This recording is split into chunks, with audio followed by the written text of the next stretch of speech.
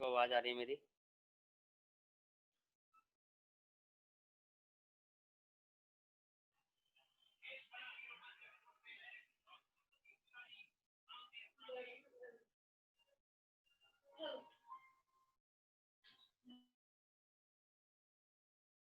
तो last class में हम लोगों ने रिफ्रैक्शन एट स्फेरिकल सरफेसेस किया था, जिसमें हमने कॉन्वेक्स और कॉनकेव का किया था। बहुत बच्चों ने होमवर्क नहीं भेजा है। मेरे बोलने के बाद आप लोगों ने होमवर्क भेजा है, और भेजा भी है तो आधा होमवर्क करके भेजा है। किसी ने कॉन्वेक्स के इमेज बना के भेजे हैं, किसी ने कॉनकेव के बना के भेजे हैं। तो आधा आधा होमवर्क आप लोग भेज रहे हैं, वो भी बोलने के बाद। क्यों भाई?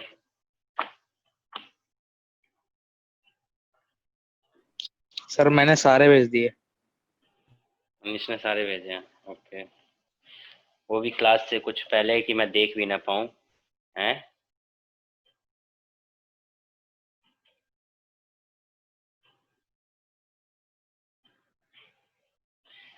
मैंने देखे कुछ होमवर्क जिसमें कई लोगों के जो डायग्राम बने हैं वो रे डायग्राम सही से नहीं बनाए हैं। कईयों में जो इक्वेशन बनाई है वो इक्वेशन सही से, मतलब कि प्लस और माइनस का जो रोल है, अगर कैंसिल हो रहा है तो कैंसिल करके नहीं लिख रहे हैं, कॉमन लेके कैंसिल करना है तो वो नहीं लिख रहे हैं। तो बहुत जगह है, जैसे कि सोनिया का केस है। दो तीन जगह मैंने देखा है, दो तीन कितने देखे मैंने, तीन देखे हैं। तो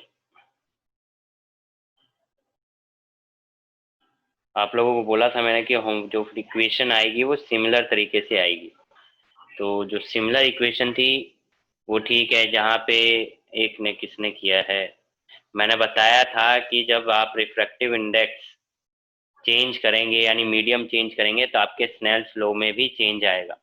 तो स्नेल्स लॉ में तो कोई चेंज आया नहीं। कॉन्सेप्ट को आप लर्न कर रखेंगे, डेरिवेशन और डेरिवेशन ये आपने कर ली है। इसके बेस पे कुछ न्यूमेरिकल है वो हम कर लेते हैं। जैसे कि पहला क्वेश्चन कहता है सरफेस, यानी कि जो लाइट है एक पॉइंट सोर्स से air falls on a convex spherical glass surface. Convex glass surface है जिसका जो म्यू की वैल्यू दे रखी है 1.5 और रेडियस ऑफ कर्वेचर दे रखा है 20 centimetre.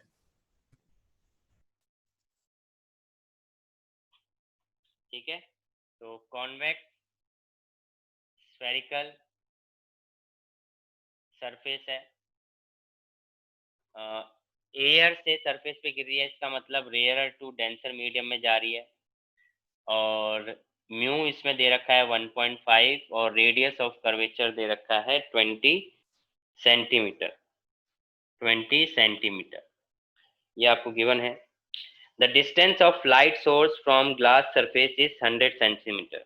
The distance of light source का मतलब हो गया ऑब्जेक्ट, ऑब्जेक्ट से लाइट आ रही है। तो distance of light source from the glass surface is 100 centimetre, यानी कि क्या वैल्यू दे रखी है, यू की वैल्यू दे रखी है 100 सेंटीमीटर। तो यू हमेशा लेफ्ट साइड होता है तो नेगेटिव लेंगे। ठीक है, उसके बाद at what position is the image form, तो वी की वैल्यू आपको निकालनी है। तो इक्वेशन आपने दो ही इक्वेशन पढ़ी है जो अभी मैंने लिखवाया था, रेयर से डेंसर और डेंसर से रेयर के लिए। तो रेयर से डेंसर के लिए इक्वेशन आपको पता है, ये तो लर्न होगी होगी mu two minus mu one upon में R is equal to mu one upon में म्यू टू अपॉन में we minus mu one upon में यू। फॉर्मूला ये आपका हो गया। आपको mu two by mu one, अब आपको म्यू टू और म्यू वन चाहिए। आपको दे क्या रखा है, म्यू दे रखा है। तो म्यू अगर दे रखा है ग्लास का, अगर आपको म्यू ग्लास का दे रखा है तो मेरे को बताइए कि ग्लास का अलग हो जाएगा, यानी कि ये म्यू क्या दे रखा है, relative absolute relative refractive index दे रखा है। क्या दे रखा है, रिफ्रैक्टिव इंडेक्स दे रखा है रिलेटिव, यानी ग्लास का एयर के रिस्पेक्ट में दे रखा है। तो इसमें ग्लास का पर्टिकुलर क्या हो जाएगा और एयर का क्या हो जाएगा, ये कौन बताएगा मुझे?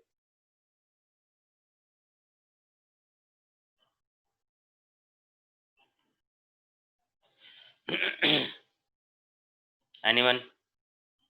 रिफ्रैक्टिव इंडेक्स वाला कॉन्सेप्ट बहुत अच्छे से समझाया है। तो इसमें ग्लास का रिफ्रैक्टिव इंडेक्स क्या होगा और एयर का क्या होगा अगर आपको रिलेटिव रिफ्रैक्टिव इंडेक्स गिवन है तो।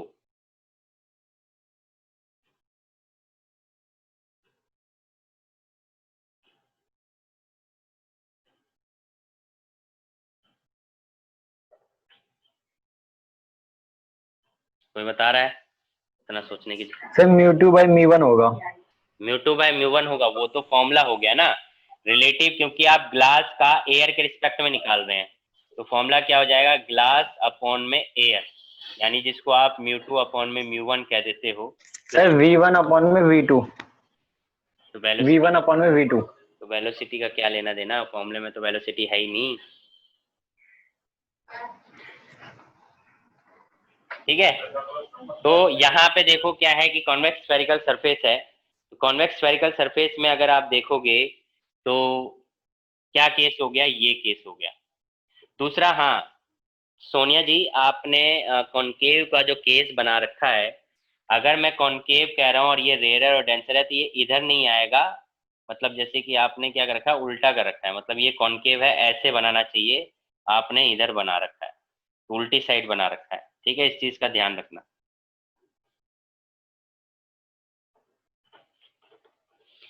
तो ये डेंसर हो गया, यानी कि म्यू टू, और ये रेयर मीड हो गया म्यू वन। तो अगर आपको म्यू गिवन है, म्यू 1.5 गिवन है, इसका मतलब ये इस ग्लास का एयर के रिस्पेक्ट में दे रखा है। तो इसका मतलब क्या हो जाएगा, म्यू हमेशा क्या हो जाएगा, mu two by mu one. और ये कितना दे रखा है, 1.5। अब 1.5 लिखा है, तो इसका मतलब क्या हुआ, 1.5 का मतलब हुआ कि अपॉन में तो हमेशा वन होता है। अपॉन में क्या होता है, हमेशा वन ही होगा ना। अगर आप 2 लिख रहे हो तो 2 के अपॉन में क्या है, वन है। अगर आप 3 लिख रहे हो तो 3 के अपॉन में क्या है, वन है। ये मैथ में सीखे हो। तो यहाँ पे अगर mu two by mu one की वैल्यू 1.5 है, दैट मीन्स 1.5 अपॉन में वन हो गया। या दूसरा आप पॉइंट हटा के वैल्यू निकाल सकते हो। तो आपको म्यू टू क्या मिल गया, म्यू टू मिल गया 1.5, और म्यू वन क्या मिल गया, वन। ठीक है, म्यू वन क्या मिल गया, वन, यानी एयर की वैल्यू वन हो गई, और म्यू टू की वैल्यू कितनी होगी, ग्लास की 1.5। तो इस तरीके से हम रिलेटिव में पर्टिकुलर वैल्यूज निकाल सकते हैं, अगर आपको रिलेटिव रिफ्रैक्टिव इंडेक्स गिवन है तो। ये सभी को समझ में आया? किसी को कोई डाउट इससे रिलेटेड?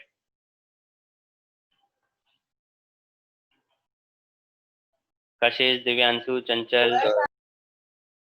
No sir. ठीक है, तो आप मेरे को v की वैल्यू निकाल के बताइए क्या आ रही है।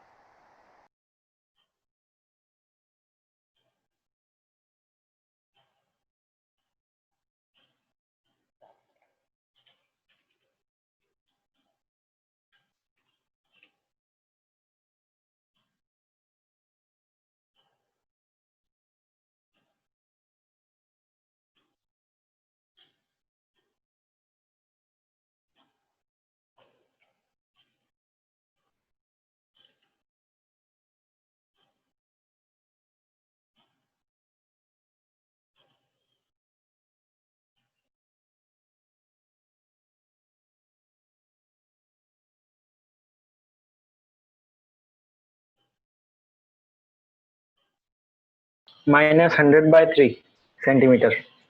-100/3? अच्छा जी, और कोई अलग आंसर?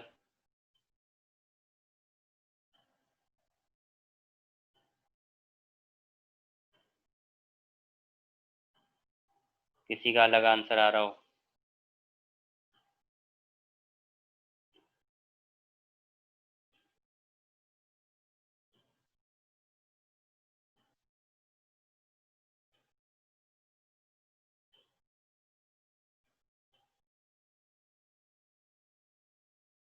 मनीष,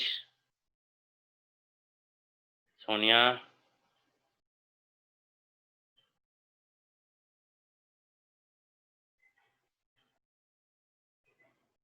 सर 100 आ रहा है। 100 आ रहा है?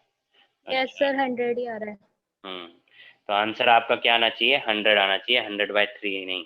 आशीष कैसे कर रहे हो, हैं?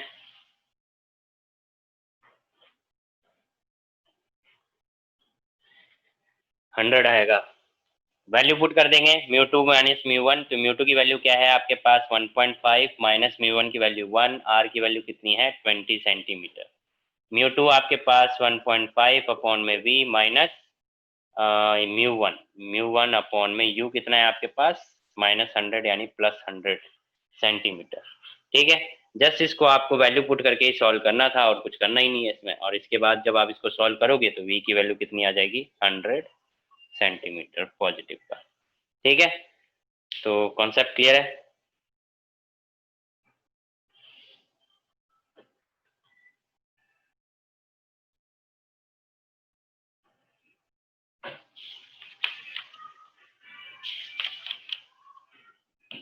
ठीक है, तो अब यहाँ तक इस तरीके से आपको क्वेश्चन आएगा, मतलब बेसिकली इसी तरीके से आपको वैल्यूज मिलेंगी। म्यू टू, बस आपका मेन मोटिव ये था कि यहाँ पे अगर आपको म्यू गिवन है तो उससे आपको म्यू टू और म्यू वन कैसे निकालना है ये मेन आपको पता होना चाहिए। ठीक है, तो ये चीज आप ध्यान दीजिए।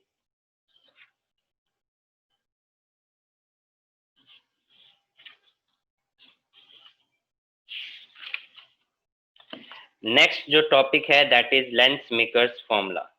इंपॉर्टेंट टॉपिक है, एग्जाम में आता है, तो ये चीज का आपको ध्यान में रखना है। तो नेक्स्ट टॉपिक लिखेंगे लेंस मेकर फॉर्मूला।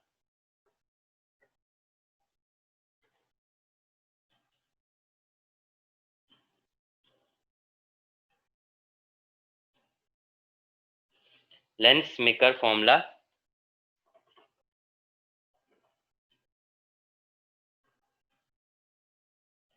अब लेंस मेकर फॉर्मूला जब आप पढ़ते हैं तो इसमें सबसे पहली बात इंपॉर्टेंट ये है कि इसका रे डायग्राम। रे डायग्राम में जो कॉन्सेप्ट समझने वाला ये है कि अभी जो पीछे हमने जो स्फेरिकल सरफेस के केसेस पढ़े, वो स्फेरिकल सरफेस के केसेस जो हमने पढ़े हैं वो सारे इसमें यूज होंगे, मतलब उनके कॉन्सेप्ट इसमें यूज होंगे। तो जिन लोगों ने होमवर्क किया होगा, प्रैक्टिस की होगी, उसको इजीली से समझ में आएगा। अब जिन लोगों ने नहीं किया है वो थोड़ा उनको डबल डोर होगा। तो रे डायग्राम, मेन बात यह है कि रे डायग्राम। दूसरी बात यह है कि स्केलिंग जरूरी नहीं है, बट जब रे डायग्राम बनाते हो तो स्केल का यूज जरूर करो।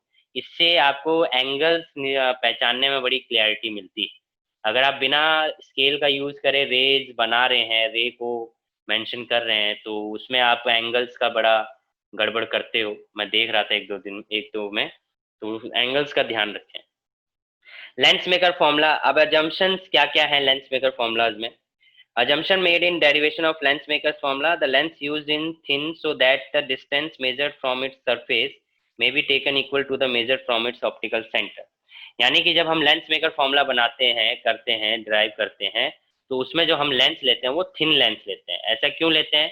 क्योंकि जो डिस्टेंस हम मेजर कर रहे होंगे सरफेस से, तो वो जो सरफेस है वो ऑप्टिकल सेंटर के काफी क्लोज होना चाहिए। जैसे कि अगर मैं ये आपका हो गया प्रिंसिपल एक्सिस,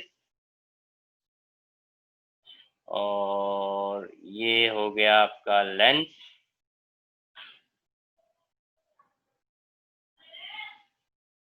तो ये जो सरफेस होते हैं, ये सरफेस इतने जो लेंस है वो इतना थिन हो कि जो सरफेस है वो ऑप्टिकल सेंटर के काफी close.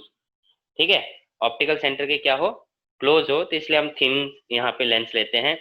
The object is a point object placed on the principal axis. जैसे कि अभी हमने पीछे डेरिवेशन में किया कि जितने भी ऑब्जेक्ट हमने लिए हैं वो पॉइंट ऑब्जेक्ट हैं, और इमेज भी क्या बन रहा है, पॉइंट इमेज बन रही है। Aperture of the lens is small. Aperture जो है वो लेंस का स्मॉल है। All the rays are paraxial, they make very small angles with the normal to the lens. मतलब बेसिकली यहाँ पे जो एंगल्स बनेंगे वो काफी स्मॉल होंगे। वही वाला कॉन्सेप्ट जिसमें मैं आपको बोल रहा था कि tan theta sine theta cos theta के जो एंगल होंगे उतने स्मॉल होंगे कि साइन थीटा और थीटा इक्वल ही होगा। तो ये जो ट्रिग्नोमेट्री वैल्यू और वो वैल्यू, एंगल वैल्यू सेम होगी। तो यहाँ पे दो डेरिवेशन आ सकती है एग्जाम में, एक आएगी आपकी कॉन्वेक्स लेंस के लिए और एक आएगी आपकी कॉनकेव लेंस के लिए। ठीक है, दोनों में एक ही डेरिवेशन है, रियल और वर्चुअल का कोई रोल नहीं है यहाँ पे। सिंपल कनकेव और कॉन्वेक्स का ही रोल है। रियल, ना रियल का कोई इशू दिखाना है ना वर्चुअल का। सीधा आपसे पूछा जाएगा कि derive the relation for Lenz maker formula, और स्टार मार्क डाल लेना इसको, क्योंकि ये इंपॉर्टेंट डेरिवेशन है। नाउ द केस इज कि अब आपको यहाँ पे जो है रे डायग्राम बनाना है। मैं बना रहा हूँ विदाउट स्केल, बट मैं आपको यही सजेस्ट करूंगा कि आप स्केल के साथ करो ताकि इजीली आप समझ जाए। ठीक है, तो यहाँ पे हम एक तरीके से मान लीजिए कि ये x है और ये y है, और इसको हम a और b सरफेस ले रहे हैं, मतलब ये वाला जो पॉइंट है। ठीक है, तो अब यहाँ पे लेंस मेकर फॉर्मूला में जो केस है वो क्या है कि दो सरफेस है, एक x a y और दूसरा सरफेस है x b y। ठीक है, तो यहाँ पे रिफ्रैक्शन दो सरफेस के बेस होगा, यानी कि रिफ्रैक्शन 2 बार होगा। ठीक है, यहाँ पे आपको रिफ्रैक्शन 2 बार दिखाना है, डबल टाइम्स दिखाना है। एक फर्स्ट सरफेस की वजह से रिफ्रैक्शन शो करोगे और एक सेकेंड सरफेस की वजह से रिफ्रैक्शन शो करोगे। ठीक है, तो देखिए अगर जैसे मैं एक्स ए वाई का अगर सरफेस की बात करूं तो इसका सेंटर ऑफ कर्वेचर किस साइड बनेगा, इस साइड। तो मान लीजिए इसका सेंटर ऑफ कर्वेचर इस साइड बन गया C1, और एक्स बी वाई का अगर सेंटर ऑफ कर्वेचर बनाऊं तो वो बनेगा इस साइड, वो मान लीजिए ये आपका सेंटर ऑफ कर्वेचर हो गया ये। ठीक है, ये centre of sir curvature. 2F1 2F2 नहीं लिखेंगे? नहीं, यहाँ पे वो 2F1 और 2F2 का कोई रोल नहीं है। मैंने वही बोला, ये लेंस मेकर फॉर्मूला है। लेंस मेकर फॉर्मूला और लेंस फॉर्मूले में बहुत डिफरेंस है। लेंस फॉर्मूले में आप सिंगल रिफ्रैक्शन के बेस पे शो करते हो, लेंस मेकर फॉर्मूले में आप डबल रिफ्रैक्शन सिखाओगे, और यहाँ पे कॉन्सेप्ट जो है वो अभी जो पिछले हमने जो डेरिवेशन करी है उसका रोल जो यूज हो रहा है। तो यहाँ पे वो F2 2F1 वो सब यहाँ पे यूज नहीं होगा। ठीक है, अब इसको समझना कैसे है कि लेट्स से कि आपने सेंटर ऑफ कर्वेचर बनाया, तो सेंटर ऑफ कर्वेचर बनाओगे तो जब ये मान लीजिए ये रे आ गई, अभी हम बात कर रहे हैं सरफेस 1 की। सरफेस 1 कौन सा हो गया, एक्स ए वाई। डायग्राम को अच्छे से समझेंगे, एक्स ए वाई आपका फर्स्ट सरफेस है। फर्स्ट सरफेस का मतलब हुआ कि एक्स ए वाई आपका फर्स्ट कॉन्वेक्स स्फेरिकल सरफेस है, जो अभी हमने लास्ट क्लास में डेरिवेशन करी। एक्स ए वाई क्या है आपका, कॉन्वेक्स स्फेरिकल सरफेस, जिसमें हम रेयर से डेंसर में जा रहे थे। ये आपका म्यू1 है और लेंस आपका म्यू2 है। ठीक है, इसको मैं बाहर लिख दे रहा हूँ, ये म्यू2 है, डेंसर मीडियम है। ठीक है, लेंस, और ये आपका रेयर मीडियम हो गया। तो अब आप समझो कि अगर जब आप एक्स ए वाई को ले रहे हो तो आप एक्स बी वाई को भूल जाओ। मतलब ये आपका एक कॉन्सेप्ट ये वाला हो गया। अगर आप ध्यान से देखें तो ये वाला सरफेस अगर बुला दो तो आपका ये कॉन्वेक्स स्फेरिकल सरफेस बन गया, है ना। तो उसी को ध्यान में रखते हुए इसका सेंटर ऑफ, अगर ये सेंटर ऑफ कर्वेचर है तो इसकी परपेंडिकुलर लाइन कैसे जाएगी, ये परपेंडिकुलर लाइन जाएगी।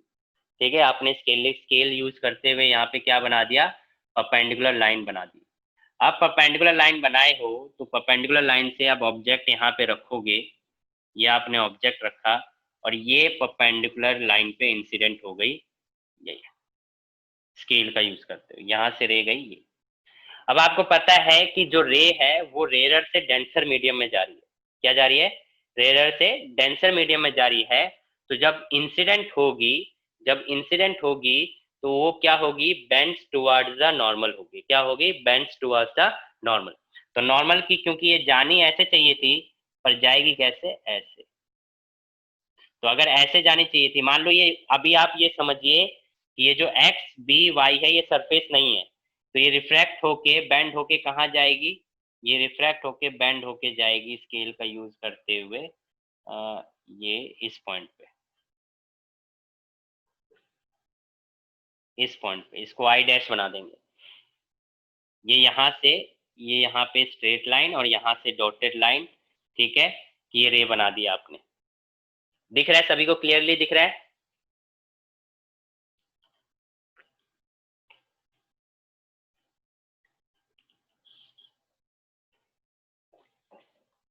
यहाँ तक किसी को डाउट है तो जरूर बताएं। किसी को कोई डाउट, यहाँ तक क्लियरली समझ में आया। Yes sir. एक ही बच्चा यस सर, बाकी सब तो पता नहीं। Yes sir. यहाँ तक बात क्लियर हो गई, आपका आई डैश बन गया। अब आप बोल रहे होंगे सर मैंने यहाँ पे स्ट्रेट लाइन दिखाई है और यहाँ पे डॉटेड लाइन दिखाई है।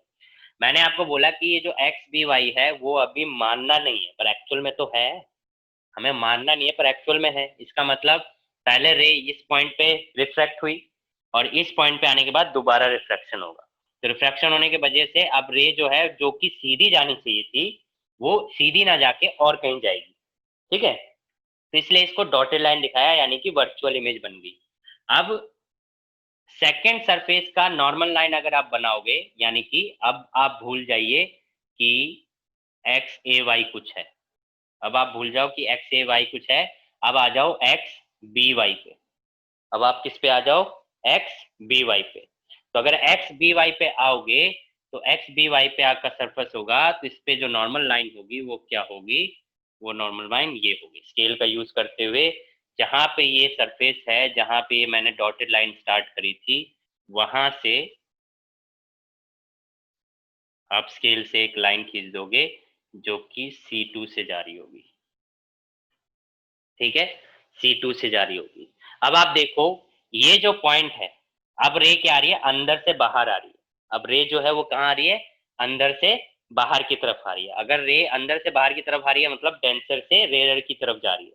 डेंसर से रेयर की तरफ जा रही है, दैट मीन्स क्या हो रहा है कि जो रे है वो bends away from the normal. क्या होगी, bends away from the normal. तो नॉर्मल कौन है ये, ठीक है, नॉर्मल कौन है ये, अगर आपको एम नॉर्मल ये हो गया और एन नॉर्मल ये हो गया, ठीक है, तो नॉर्मल कौन है, एन। C2 का नॉर्मल क्या हो गया, एन, और अवे फ्रॉम द नॉर्मल मतलब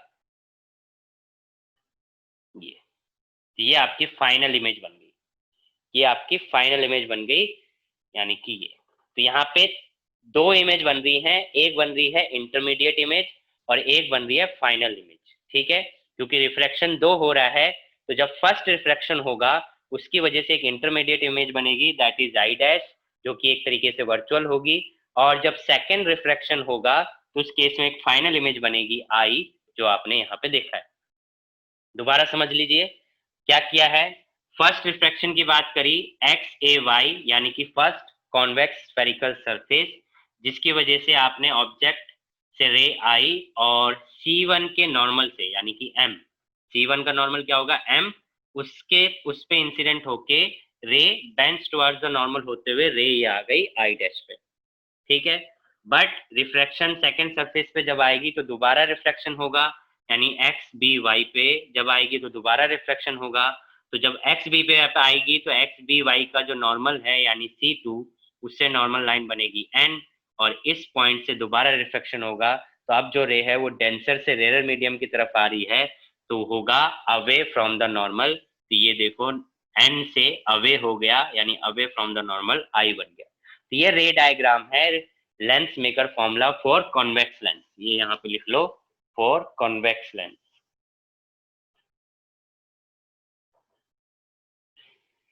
क्लियर। अब जल्दी से इसको ड्रॉ कर लेंगे और जिसको किसी को डाउट आ रहा है तो वो डाउट अपना पूछ लेंगे।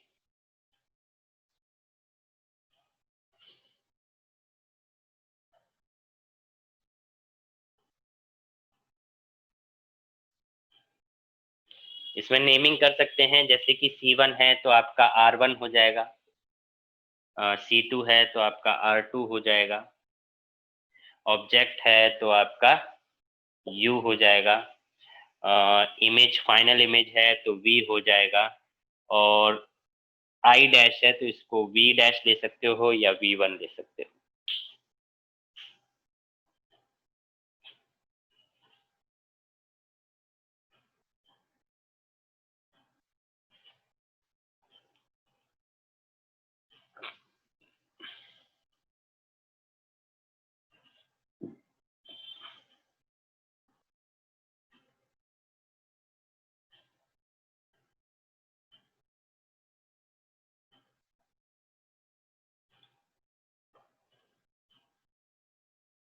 जब हो जाए तो बता देना, बन जाए तो।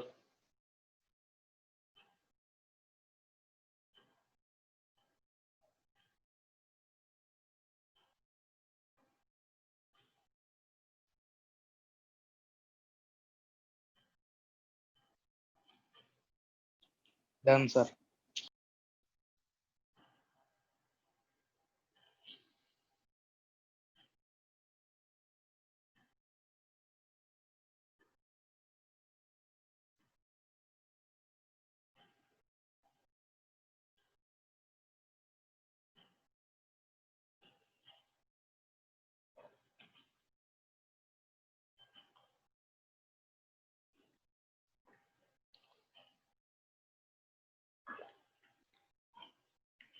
Done sir. डन। तो अब इसकी डेरिवेशन करना है। डेरिवेशन करते वक्त देखिए क्या क्या बातें ध्यान में रखनी है। तो जब डेरिवेशन करोगे तो हमें पता है कि हमने ये डेरिवेशन यानी कि जो फॉर्मूला है वो हम पहले डिराइव कर चुके हैं। तो for refracting surface, for refracting surface a b sorry x a y, ठीक है, एक्स ए वाई। तो उसके लिए हम क्या लिख सकते हैं, अगर रिलेशन लिखेंगे for surface x a y के लिए अगर आप रिलेशन लिखोगे, ये कौन सा रिलेशन हो गया, फर्स्ट वाला जो हमने सबसे पहली वाली डेरिवेशन करी थी रेयर से डेंसर के लिए। तो रेयर से डेंसर के लिए किए थे, तो इक्वेशन क्या बनेगी, रे कहाँ से जा रही है, म्यू1 से, किस में जा रही है, म्यू2 में, और उल्टा कर देंगे म्यू2 माइनस म्यू1 अपॉन में पहला रिफ्रैक्टिंग सरफेस है तो उसके लिए R1 हो जाएगा, ठीक है, उसके लिए क्या हो जाएगा, R1 हो जाएगा। और ये चीज जो है आप म्यू1 में हमारा ऑब्जेक्ट है दैट इज यू, और म्यू2 में हमारा क्या है, इमेज दैट इज वी। तो यानी कि ये आपका केस क्या हो जाएगा, माइनस प्लस, ये वाला केस होगा, ठीक है। एक इक्वेशन ये बन गई जिसमें आप लोग बोल सकते हो, जिसमें आप लोग ये बोल सकते हो कि फर्स्ट सरफेस है तो फर्स्ट सरफेस में आप डिस्टेंस कहाँ से मेजर करेंगे, सरफेस से, बट मैंने बोला था कि ये बहुत क्लोज है, तो आप लिख सकते हैं as o point o, as point o is very close to b, to point b, तो आप बोलेंगे कि C1 यानी कि BC1 is similar to OC1 which is equal to R1। वहीं आप U यूज कर रहे हैं तो U आपका क्या होगा, अच्छा एक चीज और, फर्स्ट रिफ्रैक्टिंग सरफेस है तो इसकी वजह से जो इमेज बन रही है वो क्या बन रही है, I डैश, और I डैश का जो डिस्टेंस है वो क्या है, V डैश, तो आप क्या करोगे, यूज V डैश यूज करोगे, ठीक है। दूसरा आप यहाँ पे ले सकते हो, ऑब्जेक्ट है तो आप लिखोगे O AO is similar to ओ आ गया, इसको O डैश ले लो, O dash is equal to आपका हो गया U, ठीक है, माइनस U। अब ध्यान रखना कि हम यहाँ पे माइनस U लिख रहे हैं बट यहाँ पे माइनस U पुट नहीं कर रहे हैं। ऐसा क्यों नहीं कर रहे हैं, क्योंकि हमने ये जब इक्वेशन सॉल्व करी थी तो वहां पे हमने ऑलरेडी माइनस साइन को इंक्लूड कर लिया था, तभी जाके ये फॉर्मूला हमारा बना था, तो हम वो चीज यहाँ पे नहीं पुट कर रहे हैं, ठीक है। और तीसरा हमारा क्या है, वी डैश यानी कि b i dash which is similar to o i dash, o dash i dash is equal to v dash, positive है, ठीक है। तो आपकी ये इक्वेशन एक बन गई। फिर आप देखोगे सेकेंड इक्वेशन आपको बनानी है फॉर रिफ्रैक्शन फ्रॉम रिफ्रैक्शन, कहाँ से होगा रिफ्रैक्शन, इसको मैं रब कर दे रहा हूँ, फॉर रिफ्रैक्शन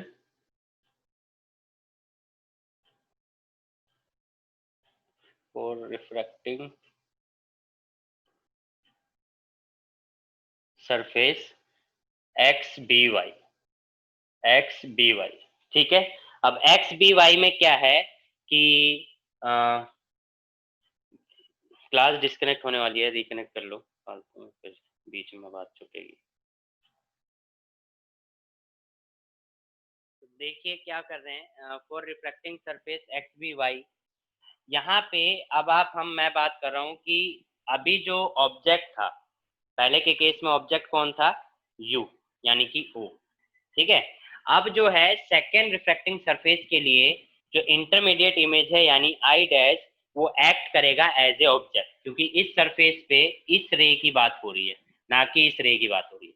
जब इस सरफेस पे इस रे की बात हो रही है तो ये ऑब्जेक्ट माना जाएगा और ये फाइनल इमेज मानी जाएगी। तो यहाँ पे लिख देंगे हेयर द इंटरमीडिएट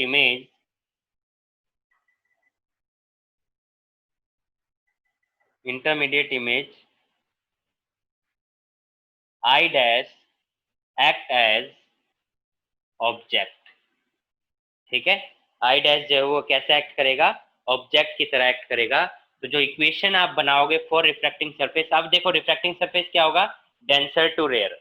अब क्या होगा, डेंसर टू रेयर, तो डेंसर टू रेयर यानी कि म्यू2 से म्यू1 में जा रहे हो, और इक्वेशन बन जाएगी म्यू1 माइनस म्यू2 अपॉन में R2, और म्यू2 में क्या है आपका ऑब्जेक्ट है, तो म्यू2 में आपका ऑब्जेक्ट है और ऑब्जेक्ट क्या है आपका आई डैश यानी कि वी डैश, तो माइनस वी डैश प्लस म्यू1 में क्या बन जाएगा आपका इमेज यानी कि फाइनल इमेज आपकी बन गई V।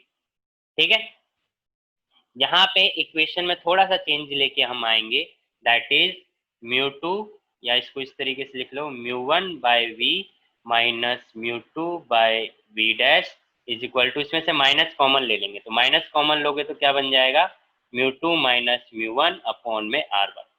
ठीक है, तो ये आपकी इक्वेशन 2 बन गई। क्या बन गई, इक्वेशन 2, सेकेंड इक्वेशन बन गई।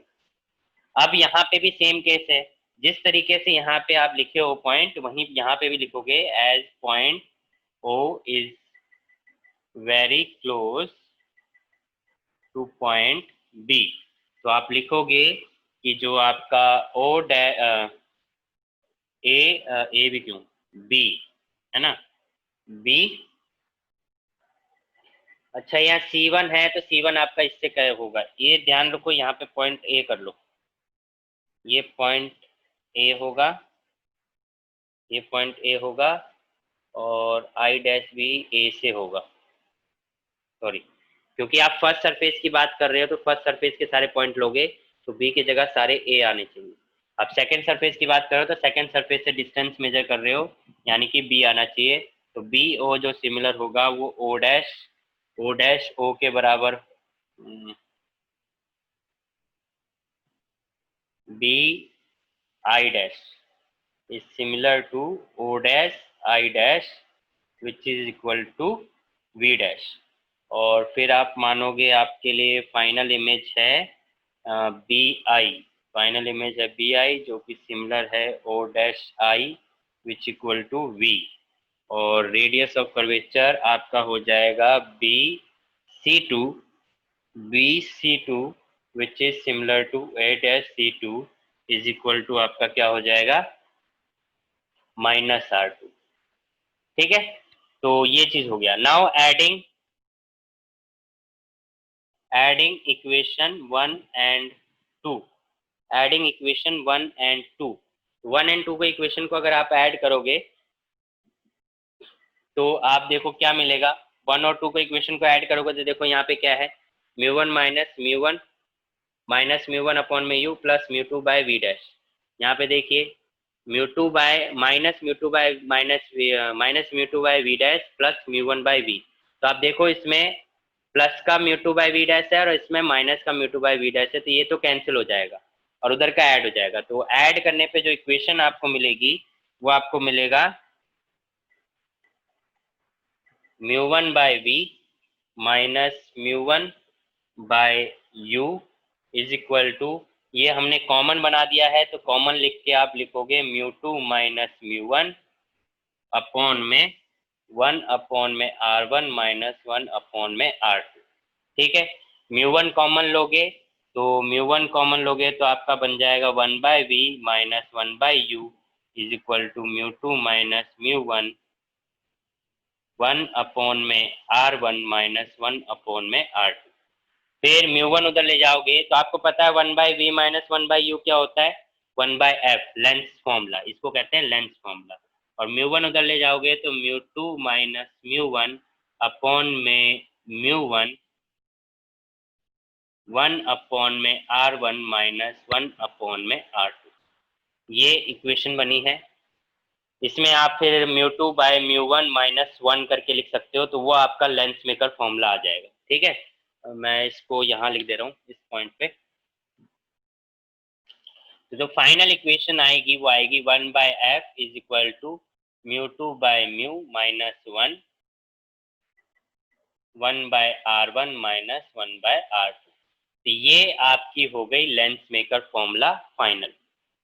ठीक है, तो ये आपकी डेरिवेशन है जो कि इंपॉर्टेंट डेरिवेशन थी फॉर कॉन्वेक्स लेंस के लिए, तो बाय कॉन्वेक्स लेंस कह लो या डबल कॉन्वेक्स लेंस कह लो, तो उसके लिए ये आपकी डेरिवेशन हो जाएगी फॉर लेंस मेकर फॉर्मूला, और इम्पॉर्टेंट है तो आप इसको नोट कर लीजिए, और जहां आपको डाउट आ रहा है वो आप पूछिए,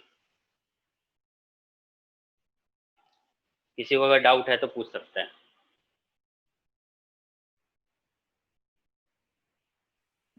सर आपने वो नीचे ए आई डैश वो भी वी डैश के इक्वल है और यहाँ पर भी वी डैश के इक्वल है।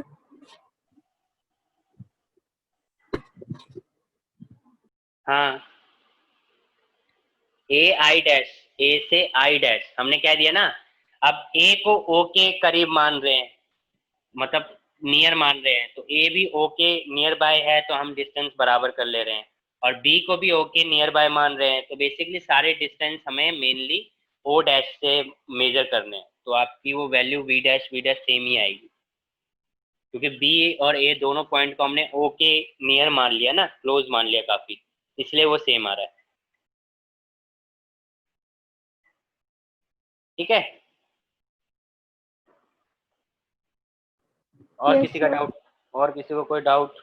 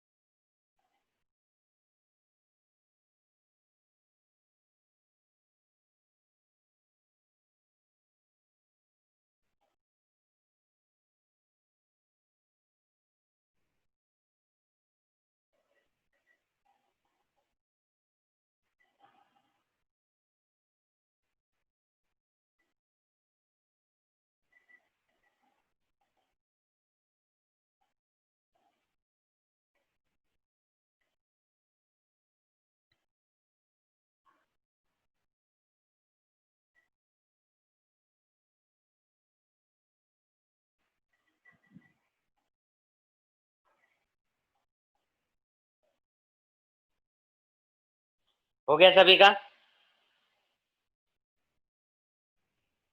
सभी ने नोट कर लिया?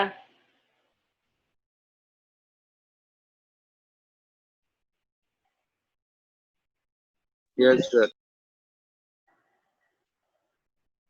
Divyanshu, Manish, yes sir. सोनिया कर लिया नोट? चंचल?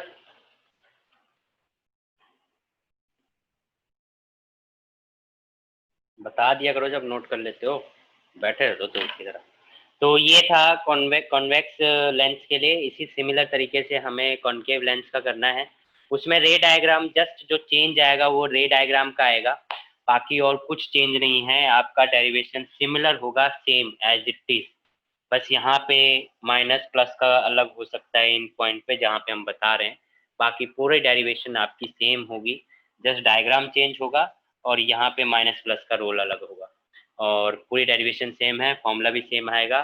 ये चीज़ है, तो इसलिए मैं आपको कह रहा हूँ कि हम इस चैप्टर में जितनी डेरिवेशन पढ़ रहे हैं उसमें से मोस्टली डेरिवेशन तो सिमिलर ही है।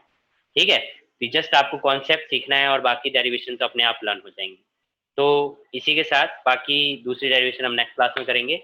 आज अगर किसी को डाउट है तो वो पूछ सकता है, अदरवाइज नेक्स्ट क्लास में मिलते हैं। Till then bye bye.